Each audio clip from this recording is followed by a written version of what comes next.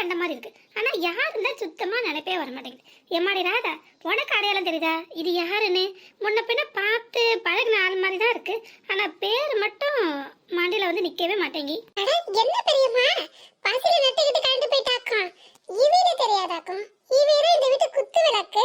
அடடே, ஆமால. சே, நான் ஒரு மடச்சி எல்லாம் நீ சொன்ன பிறகு நினைப்பே வருது பாரு. ஏன்னா அதிசயமா இவளை இன்னைக்கு தானே இங்க காண்றேன். அதான் எனக்கு ஒண்ணுமே புரியல. மூளையே சுத்தமா குழம்பி போயிட்டு. அட அட அட அட, என்ன அழகு, எம்பிட்டு அழகு என் மருமக. இன்னைக்கு கண்டிப்பா மழை வரும். அதிலே உலக அதிசயமா முறையா அடுக்கலக்கல கால் எடுத்து வச்சிருக்கால. என்ன அழகு, எத்தனை அழகு, கோடி மலர்கள் கொட்டிய அழகு, இன்றெந்தன் கை சேர்ந்ததே. கொஞ்சமாச்சும் உங்க வயசுக்கு பொறுக்கிற மாதிரி நடந்துக்கிறீங்களா? எங்கனாச்சும் சூரிய தம்பி இருக்கல, அது ஏதாவது ஒரு பிள்ளைய பார்த்து படிச்சா கொஞ்சம் பொருத்தமா இருக்கும். இல்லாட்டி உங்களுக்கு பார்த்தாலும் நிக்கால உங்க பேத்தி, அவளை பார்த்து ஏதாவது ஒரு பைபிள படிச்சா கூட கேட்கற மாதிரி இருக்கும். ஆனா நீங்க படிக்கிறது சுத்தமா சகிக்கல. இந்த ஆன்டிக்கு இந்த நோஸ் கட்லாம் தேவைதான். எல்லாம் ஒண்ணு சேர்ந்து மொத்தமா இருந்து நம்மள கலாய்க்கிடுவேன். நமக்குன்னு ஒரு நேரங்காலம் வராமல போகும். மருமகளே மருமகளே வா வா, உன் வலது காலை எடுத்து வைத்து வா வா. கிழவி, உனக்கு குசும்பு ரொம்ப ஓவரா தான் இருக்கு. மருமகளே, என்னடா நம்ம மாமியா ஊர்ல என்னோட நிப்பாட்டிட்டாலே, அடுத்த லைன் படிக்க மாட்டாளேன்னு யோசிக்கிறியாக்கும். அடுத்த லைன் மட்டும் கண்டிப்பா நான் உனக்கு பாடவே மாட்டேன் பாத்துக்க. ஏன்னா அதுக்கும் உனக்கும் துளி கூட சம்பந்தமே இல்லை. கிழவி, இருக்குடி உனக்கு ஒரு நாள். எம்மடி ராதா, என்ன வாயை பார்த்துட்டு நிக்க? ஆரத்தி தட்டை எடுத்துட்டு வா. என் மருமகளே முறையா அடுக்கலைக்கு வந்து நிக்க. நம்ம ஆரத்தி எடுக்காண்டாமா? அதுக்கு கோச்சுக்கிட்டு அவ அம்மா வீட்டுக்கு ஓடி போயிட்டால, நான் மருமகளுக்கு எங்க போறது? எனக்கு போக்கிட இல்லைன்னு குத்தி கட்டுது பாரு கிழவி. அடி நீ என்ன ஆடுத்துட்டு கல்யாணம் திருதுன்னு முடிச்சுட்டு நிக்க? இன்னைக்குதான் அந்த ஆண்டவன் காதுல என் புலம்பல் விழுந்திருக்கு போல. அதான் அவளுக்கு நல்ல புத்தியை கொடுத்து ஆடுகளைக்கு அனுப்பி வச்சிருக்கான். எம்மா, நீ ஒன்னும் கவலைப்படாத, நான் 2 நிமிஷத்துல எடுத்து வந்துடுவா பாத்துக்க. இருந்தாலும் எம்மாடி, உண்மையில நீ கனிதானே? பெரியம்மா, சந்தர்ப்பம் கிடைச்சா போதுமே. எதுக்கும் எச்சரிக்கையா இருந்துக்கிடுங்க. ஏன்னா என்ன ஆனாலும் சரி, அந்த பக்கத்துல இருந்தும் ஏதாவது தாக்குதல் வர வாய்ப்பு இருக்கு. பாத்துக்கலாம் கழுத. ரொம்ப தான் தைரியம். என்னாச்சு மக்களே, பல்ல காட்டிட்டு நிக்க? விஷயம் அப்படிப்பட்டது. கேட்டேன்னு வச்சுக்க, நீயும் இப்படிதான் என்ன மாதிரி செச்சுக்கிட்டே நிப்பா. ஆஹா, நீ இப்படி சந்தோஷமா இழுச்சிட்டு நிக்கிற அளவுக்கு அப்படி என்ன செய்தி உன் காதுல வந்து விழுந்துச்சு? ஒருவேளை சூர்யா தம்பி உன்ட்ட பேசிட்டாரா? ஆல்மோஸ்ட் அது நடந்துடும் கண்டிப்பா. ஆனா அதுக்கு முன்னாடி சூர்யாவோட பாட்டி இருக்காங்கல்ல, அந்த கிளவி மண்டையை போட்டுச்சா? அம்மா புதுசா என்னைக்குமே பேசவே விட மாட்டியாக்கும். ஒருவேளை அவங்க மண்டையை போட்டாங்க, அப்புறம் இப்ப எங்களுக்கு எப்படி கல்யாணம் நடக்கும்? அம்மா மனசுல படிச்சு அதான் கேட்டேன். சரி, அந்த கிளவிக்கு என்ன? அவைகளுக்கு ஒண்ணும் இல்ல. ஆனா இந்த கிளவிதான் செம்ம போட்டு போடுதுமா. அதான் ரசிச்சு கேட்டுக்கிட்டே நிக்க பாத்துக்க. அப்ப போன் லைன்லயா இருக்கு. ரொம்ப தாண்டி உனக்கு தைரியம். ஆனாலும் பயப்படாதம்மா, மியூட்ல தான் போட்டிருக்கேன். நம்ம என்ன பேசணும் அவைய காதுல விழாது. ஆனா அவைய பேசுறது நல்லா கேட்கறதுக்கு சந்தோஷமா இருக்கா. அதான் நானும் கட் பண்ணாமலே கேட்டுக்கிட்டே இருக்க பாத்துக்க. சரிட்டி, இது கிடக்கட்டும். நம்ம காரியம் என்னாச்சு? சூர்யா ரூம்ல இல்லையாமா? அதான் அந்த ஆண்டி வீடு பூரா சலடை போட்டு சலிச்சிட்டு இருக்காங்க. ஆளே எஸ்கேப். இன்னத்துக்கு எங்க போய் கொண்டு தம்பி? அதான் தெரியல. எதுக்கும் அடுக்கலையில நிக்கிறானா ஒரு 8 போய் பார்த்துட்டு வரேன்னு போனாவுமா. போன இடத்துல எல்லாம் சேர்ந்து பேய் ஓட்டிட்டு இருக்குது. இவியலும் தொண்டில சிக்கின மீன் விளையாட்டம் தவிச்சுக்கிட்டு நிக்க என்ன செய்யறதுன்னு தெரியாம. ஓஹோ, பாரு அதிசயமா உன் முகத்துல சிரிப்பு வந்திருக்குன்னா அப்ப உண்மையிலே ரொம்ப நல்ல விஷயம் தான் நடக்குது போலாங்க. நல்லா அனுபவிக்கிட்டு எத்தனை நாள் நம்மள ஓட விரட்டி இருப்பா. அவளுக்கு இதுவும் வேணும், இதுக்கு மேலேயும் வேணும். இப்ப கூட ஒரு வார்த்தை உதவின்னு போய் கேட்டு நின்னுருக்கு. எம்பட்டு நக்கலு நையாண்டி கொஞ்சமா நஞ்சமா நம்மள பாடுபடுத்தி இருப்பா. ஆண்டவன் இருக்காண்டி உண்மையிலே. சரி, நம்ம புலம்புல இருக்கட்டு இரு. இதை கேரு, பீக்கில தானே போட்டிருக்கேன். ஆமா, ஆனா ஒண்ணு, இடையில சிரிக்கவோ இல்ல சத்தமா பேசவோ மட்டும் செஞ்சுன்னு வை. அவ்வளவுதான் உன்னைய. நீ போடு, நான் கேட்கேன். எம்மாடி மருமகளே, நீயும் இந்த வீட்டுக்கு வந்து 15 வருஷத்துக்கு மேல ஆகுது. ஆனா இன்னைக்குதான் உனக்கு ஞானதே வந்திருக்கு. என்னைய சரி பரவாயில்ல. எம்மாடி ராதா, சீக்கிரம் எடுத்துட்டு ஓடியா. ராதாவே வந்திருக்காவன்னு சொல்றேன். இவ பாட்டுக்கு நிக்கா பாரு, காதுல விழுந்து கேட்காத மாதிரி. சீக்கிரம் ஓடி போயிடுச்சா? போ, ஓடு ஓடு. கிழவி, ரொம்ப ஓவரா ஆட்டம் போடாத என்ன? பிற ஒரு நாள் மொத்தமா அடைக்கிடுவேன். என் மருமகளுக்கு மூடு மாறிட போகுது. எம்மாடி, நீ ஒன்னும் கவலைப்படாதம்மா. சோறு பொங்குறதுல இருந்து சட்டி பானை கழுவுறது வரைக்கும் எப்படி செய்யறதுன்னு சொல்லி தாரேன். என்ன இல்லாட்டி நம்ம அசிஸ்டன்ட் ஒண்ணு கிடக்குது பத்தியா, அது கூட ஜாயிண்ட் அடிச்சுக்க. அது சொல்லி தரும் உனக்கு என்ன நீ வீட்டு வேலை எல்லாம் பார்க்கணும்னு. நல்லா பழகி கொடுக்கும் பாத்துக்க. ஏன்னா அது கொஞ்சம் வயசான கட்டல, பொறுமையும் பக்குவமும் கொஞ்சம் அதிகம் தான். அதனால நீ கொஞ்சம் முன்ன பின்ன இருந்தாலும் அது கொஞ்சம் பார்த்து பக்குவமா வீட்டு வேலை அம்பட்டும் அவ மேற்பார்வையில ஒண்ணு விடாம சொல்லி தருவா. என்ன அப்படி ஒரு வேலை ஏதாவது சொல்லி தரதுல அவ மட்டும் பாக்கி வச்சா கண்டிப்பா என்கிட்ட வந்து சொல்லு. இந்த மாமியாருக்கு கவலையன், சரியா? கேட்டது போ. நீங்க இருக்கதா அவ கவலையே. அது தெரியாம பாவம் இந்த பாட்டி வேற இஷ்டத்துக்கு வாய்க்கு வந்தெல்லாம் அடிச்சு விட்டுட்டு கிடக்குது. என்னைக்குன்னா ஒரு நாள் அவகிட்ட சமத்திய வாங்கி கெட்ட போகுது. ஏன்னா எனக்கு வயசாயிட்டு பார்த்தியா, முன்ன மாதிரி ஓடி ஆடி அம்பிட்டு வீட்டு வேலையும் பார்க்க முடிய மாட்டேங்குது. பிறகு நீ என்னடா நம்ம மாமியா சுத்த சோம்பேறியா இருக்காளேன்னு கோச்சிக்க கூடாதுல்ல. அதான் நம்ம அசிஸ்டண்ட்டை உன் கூட கோத்து விடுறேன், சரியா? எதுக்கும் என்னடா இவ கேட்ட கேள்வியை திரும்ப திரும்ப கேட்கலன்னு கோவப்படாத, சங்கடத்தில் நிலையாத என்னம்மா. ஏன்னா எனக்கு ஒரு சின்ன சந்தேகம் இன்னமும் இருக்கு. கனி, நீ நல்லா தானே இருக்க, உனக்கு எந்த பிரச்சனையும் இல்லைல்ல? நீ நல்லா தெளிவா ஆரோக்கியமா நல்ல மனநிலைமையில தானே இருக்க? நட்டு போல்டுதான் நல்லா டைட்டா இருக்கா இல்ல லூஸா இருக்கான்னு கேட்க போல இருக்கு மண்டையில. இல்ல முறைக்காத. எதுக்கு கேக்குறேன்னா, உனக்கு அடுக்கலை எந்த பக்கம் இருக்குன்னே தெரியாத. நீ கல்யாணம் ஆகி வந்த இத்தனை வருஷத்துல இன்னைக்கு தானே உனக்கு ஞானோதயம் வந்த மாதிரி இங்க வந்து நிக்கிய. அதான் ஒருவேளை புத்தி எதுவும் தடுமாறி போய் இங்க வந்து நிக்கியா இல்ல நல்லா தெளிவா இருந்துதா இங்க வந்திருக்கியான்னு கேட்க. வேற ஒண்ணு இல்லாம நீ ஒன்ன கோச்சுக்கிடாத. அடங்கப்பா, இது உலக நடிப்புடா சாமி.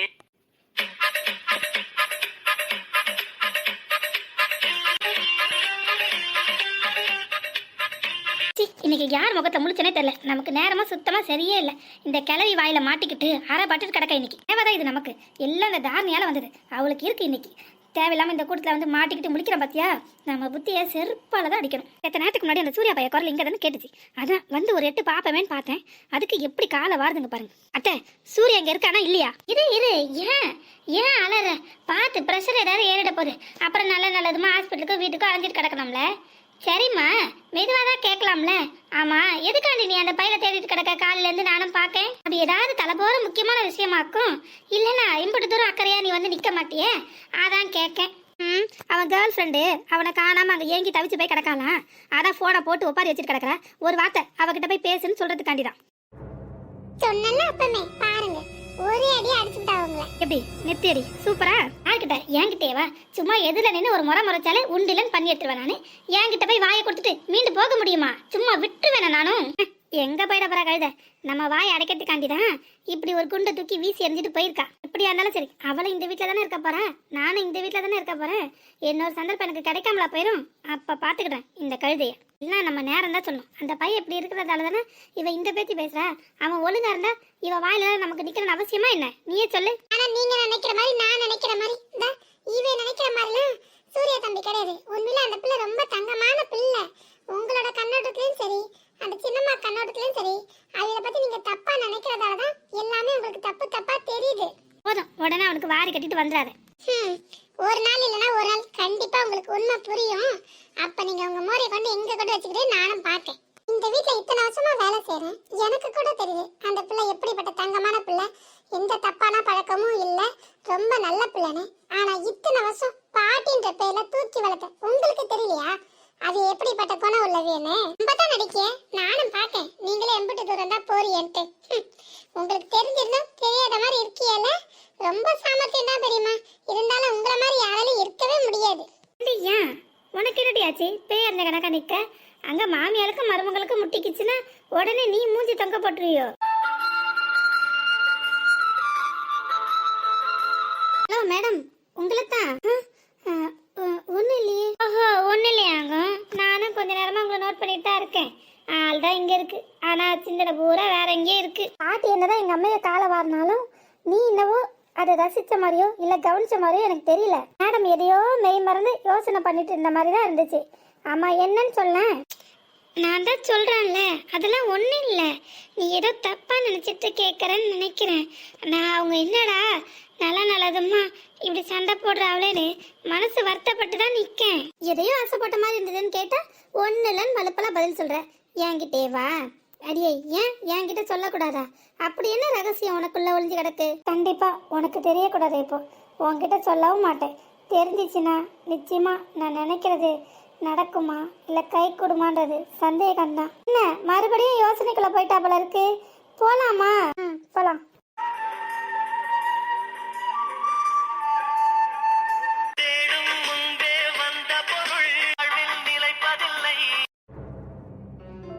நாமளும் எவ்வளவுதான் என்னதான் கண்ட்ரோல் பண்ணாலும் நம்மளால முடியவே மாட்டேங்குது. ஒரு வாட்டியாவது அவளை போய் பார்க்கணும் போல ஆசையா இருக்கு. நாம போய் பார்த்தா அவ எதுவும் சொல்லுவாளா, இல்ல தப்பா எதுவும் எடுத்துக்கிடுவாளோ?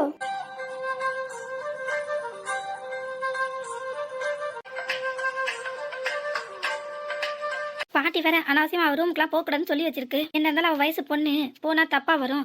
1000 தான் இருந்தாலும் அவ கிராமத்துல வளர்ந்த பிள்ளைல, அதனால அவ வெக்கப்படுவா. இப்போனா என்னடா இவர் வந்திருக்காருன்னு சங்கடத்துல நெளிற மாதிரி இருக்கும்.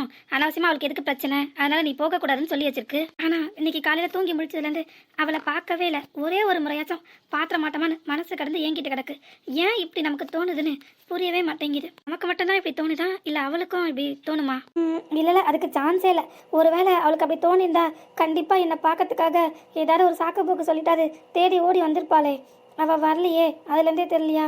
என்னதான் நம்ம காப்பாற்றினவனா இருந்தாலும் நாம போய் நின்னா அது தப்பாகுன்னு பாட்டி வேற சொல்லுது. என்ன இருந்தாலும் அவள் அடுத்த வீட்டு பிள்ளைல, அப்புறம் நாளைக்கு பின்ன ஏதாவது பிரச்சனை ஆச்சுன்னா நாம தான் அதுக்கு பலிகடை ஆக வேண்டியிருக்குன்னு சொல்கிறாங்க. அதுலேயே ஒரு அர்த்தம் இருக்க தான் செய்யுது. இருந்தாலும் இந்த மனசு கேட்க மாட்டேங்குதே. அப்போ என்ன பண்ணலாம்? எப்படியாவது அவளை பார்த்தே ஆகணும் போல இருக்கு. என்ன ரீசன் சொல்கிறது? ஏதாவது கரெக்டாக சொன்னாதான் மேட்சிங்காக இருந்துச்சுன்னா எதுவும் ப்ராப்ளம் வராது. இல்லைனா பாட்டி வேற நம்மக்கிட்ட தேவையில்லாமல் கோவப்படுமே. பாட்டியும் சமாளிக்க வேண்டியிருக்கு, அவளையும் பார்க்க வேண்டியிருக்கு. சரி, ரூம் வாசல் இருந்தாது அவளை ஒரு பாரு பார்த்து வந்துடும். அப்போ தான் நமக்கு கொஞ்சமாச்சும் சாட்டிஸ்ஃபேக்ஷனாக இருக்கும். அப்படி எங்கே போயிருப்பா? ரூம்லேயும் ஆளே காணல. எவ்வளோ நேரமாக நம்மளும் தேடிட்டு கிடக்கும். வீடு ஃபுல்லாகவும் தேடியாச்சு, எங்கேயுமே இல்லை. நானும் எத்தனை நேரம் அவகிட்ட சொல்லியிருக்கேன் ரூமை விட்டு எந்த காரணத்தை கொண்டு வெளியில் வராதான்னு. ஒரு வார்த்தையும் கேட்கறது கிடையாது. என்ன தேவைனாலும் ஒன்று எனக்கு கால் பண்ணு, இல்லைன்னா ராதாமாகிட்ட கேளுன்னு சொல்லியிருக்கேன். இருந்தும் பாரு வெளியில் போயிருக்கா. அவள் வீடு மாதிரியே நினச்சிட்டு போல. அவள் பிறந்து வளர்ந்த இடம் வேற, இங்கே இருக்கிற சூழ்நிலை வேற. என்ன இருந்தாலும் அது கிராமம், இது சிட்டி, ரெண்டுத்துக்கும் நிறைய டிஃப்ரென்ஸ் இருக்குல்ல. இந்த வீட்டில் இருக்கிற ஒவ்வொருத்தரும் ஒவ்வொரு தினசா இருக்காங்க. இந்நேரத்துக்கு அவன் மட்டும் சித்தி கல்ல பட்டா அவ்வளோதான், வார்த்தையாலே அவளை வறுத்து எடுத்துருவாங்க. பிறகு கண்ணை கசக்கிக்கிட்டு சார் சார் என்னைய எங்கள் வீட்டில் கொண்டு விட்டுருங்கன்னு சொல்ல வேண்டியது. இங்கே உள்ள வேலை ரொம்ப மோசமாக்கும். நான் நினச்ச மாதிரி யாருமே இல்லைன்னு புலம்ப வேண்டியது. எங்க சொன்னா ஒரு வார்த்தையாச்சும் கேட்டா தானே? இல்லைன்னா பாட்டியை கண்டிங்கன்னா பயந்து ஒளிஞ்சிருப்பாளா? இருக்கும், அப்படியே இருக்கிறதுக்கு ஒரு வாய்ப்பு இருக்கு. ஆனா எங்க போயிருப்பா அப்போ? ஒருவேளை அப்படி மட்டும் நடந்துருச்சுன்னா அவ என்ன சொல்ல வரான்னு அவளுக்கும் தெரியாது, நமக்கும் புரியாது. கிச்சனுக்கு தேடி போனா ராதாமா கிண்டல் அடிக்காவ. சி, நமக்கு எல்லா இதுலேயும் ஒரே அசிங்கமாக போச்சு. எல்லாரும் நம்மளை பார்த்த பார்வை இருக்கே, ஐயோ கடவுளே, அதை நினைக்கும் போதே ஒரு மாதிரி இருக்குப்பா. எல்லாம் இவளால வந்தது, நீ இவ்வளோதானா அப்படின்ற மாதிரி இருந்துச்சு அந்த பார்வையோட அர்த்தம். இந்த வீட்டில் உள்ளவங்க தான் நம்ம பேச்சு சுத்தமாக கேட்கறதும் இல்லை, மதிக்கிறதும் இல்லை. எல்லாரும் தன்னிஷ்டப்படி ஆடுறாங்கன்னா, நேற்று வந்தவ இவ கூட நம்மளை மதிக்கவும் மாட்டா, நம்ம வார்த்தையை காது கொடுத்து கேட்கவும் மாட்டா. அப்படி ஒரு வேளை கேட்டிருந்தா என் வார்த்தைக்கு மதிப்பு கொடுத்து இன்னும் ரூம்குள்ளே தானே இருந்திருப்பா. ஆளே காணுமே. நாம தான் அவளை நினச்சி பயப்படுறோம். அவளுக்கு உடம்புல துளி கூட பயமே இல்லை. என்னமே இவட்ட சாஃப்டெல்லாம் பேசினா வேலைக்கு ஆகாது. கொஞ்சமாச்சும் ஹார்ஷாக நடந்துக்கிட்டாதான் மண்டையில் ஏறும். பயந்தாலும் பரவாயில்ல. எம்மாடியோ, ஒரு வழியா நான் நிற்காம்பா. இவகிட்ட வந்ததும் இவன் கையில் ஒப்படைச்சிட்டு இந்த இடத்த விட்டு எஸ்கேப் ஆயிட வேண்டியதான். இல்லைனா கிளவி வாயில மட்டும் இன்னைக்கு சிக்கனம்னா சின்ன பின்ன மாறது உறுதி. என்னன்னு தெரியல, இன்னைக்கு ஏதோ முடிவெடுத்தாப்புல கிளவியே நிற்கிது புதுசா. அத்தை, என்ன கண்டதை 7 மடத்துக்கு நீட்டி முழக்கினியல. ஆனா உங்க பேரை வந்திருக்கானே கிச்சனுக்கு, அது எதுக்காண்டியோ? சட்டி பானையை கழுவுறதுக்கா, இல்ல சோறு கறி பொங்குறதுக்கா, இல்லனா நீங்களா கரெக்டா வேலை செய்றீங்களான்னு சூப்பர்வைசர் டியூட்டி பார்க்கறதுக்காண்டியா? இப்போ என்ன பிரச்சனை உங்களுக்கு? எனக்கு என்ன பிரச்சனை வந்துற போது? நான் இங்க வந்து நின்னதுக்கு உங்க பாட்டி ஏன் வந்தேன்னு கேட்டாவளா? அப்படி கேட்டனாலதான் பரவாயில்லையே. நீங்க உங்க விஷயத்துல கரெக்டா இருந்தா அவங்க ஏன் உங்களை பார்த்து அப்படி கேட்க போறாங்க? இந்த வீட்டு மருமகளா உரிமை எடுத்து என்னைக்குன்னா நீங்க அடுக்கலைக்கு வந்திருக்கீங்களா, இல்ல சமையல் தான் பண்ணிருக்கீங்களா? அப்புறம் அதிசயமா வந்தீங்கன்னா அவங்க கேட்க தானே செய்வாங்க. என்ன இருந்தாலும் அவங்க மாமியார்ல. நீங்க மருமக மாதிரி ஒழுங்கா இருந்தா அவங்களும் மாமியார் மாதிரி நல்ல விதமா நடந்துக்க போறாங்க. அப்படி போடு. நீங்க இருக்க வேண்டிய இடத்துல உங்களுக்கு பதிலா என் பாட்டிக்காண்டி ஹெல்ப் பண்றதுக்காக நான் வந்திருக்கேன்னு நீங்க சந்தோஷப்படுங்க. ஏன் ஆம்பளைங்களா கிச்சனுக்கு வரக்கூடாதுன்னு சட்டம் எதை எழுதி வச்சிருக்கா? அவங்க 2 பேருக்கும் வயசாயிடுச்சு, உடம்பு முடியல, அதான் நாம கொஞ்சம் ஹெல்ப் பண்ணலாமேன்னு வந்தேன். இது ஒரு தப்பா? ஆமா, இல்ல தெரியாம தான் கேட்கறேன். வீட்டுல லேடிஸ் மட்டும் தான் வீட்டு வேலை அம்பட்டியும் பார்க்கணும், சமையல்லாம் செய்யணும்னு ரூல்ஸ் எங்கனா போட்டிருக்காவளா என்ன? ஒருவேளை பொண்டாட்டிக்கு உடம்பு முடியலனா கூட புருஷன் சமையல்லாம் பண்ணலாம், ஒன்றும் தப்பு இல்லை. ஒவ்வொரு இடங்கள்ல ஹஸ்பண்டுக்கு முடியலனா ஒய்ஃப் வேலைக்கு போறதுல அது மாதிரி தான் இதுவும். அந்த வீட்டுல உள்ள மாமியார்லாம் உத்தியோகம் புருஷ லட்சணம், அவன் மட்டும் தான் வேலைக்கு போகணும், வீட்டு பொம்பளை அடக்க உடக்கமா வீட்டுல இருந்து எல்லா வேலையும் நீ தான் பார்க்கணும்னு சொன்னாங்கன்னா அந்த குடும்பம் நிச்சயமா உருப்படாது. எப்படி? சூப்பர்.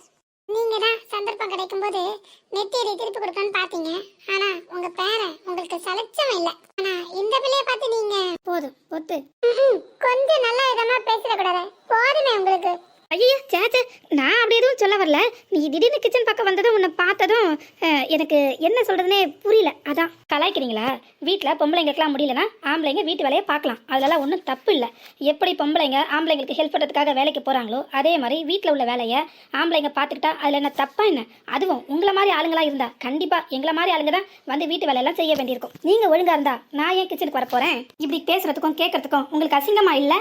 அதுவும் பாட்டி வந்து என்னை குறை சொல்றாங்கன்னு என்கிட்டயே வந்து என் பாட்டியை பற்றி கம்ப்ளைண்ட் பண்ணுறீங்களே, உங்கள் முகத்தை கொண்டு எங்கே கொண்டு வச்சுக்கிட்டு போறீங்க? இப்போ நான் சொன்ன இந்த பதிலுக்கு சூர்யா முதல்ல கோவப்படுறதுக்கு உங்களுக்கு ரைட்ஸே இல்லை. ஏன்னா தப்பு பூரா உங்கள் மேலே தான் இருக்குது. நானே சரி எதுவுமே உங்களை சொல்கிறதில்ல. ஏன்னா நான் ஏதாவது சொன்னால் உடனே பாட்டி அதை பிடிச்சிக்கிட்டு வம்பு சண்டை போட்டுட்டு உங்களை வீட்டை விட்டு விரட்டுறதுல தான் குறியா இருக்குது. அதுக்காக தான் நான் பொறுமையாக பல்ல கடிச்சிட்டு போகிறேன். உடனே இதுதான் சாக்குன்ட்டு ஏறி மேய்ச்சிடாதீங்க, புரியுதா?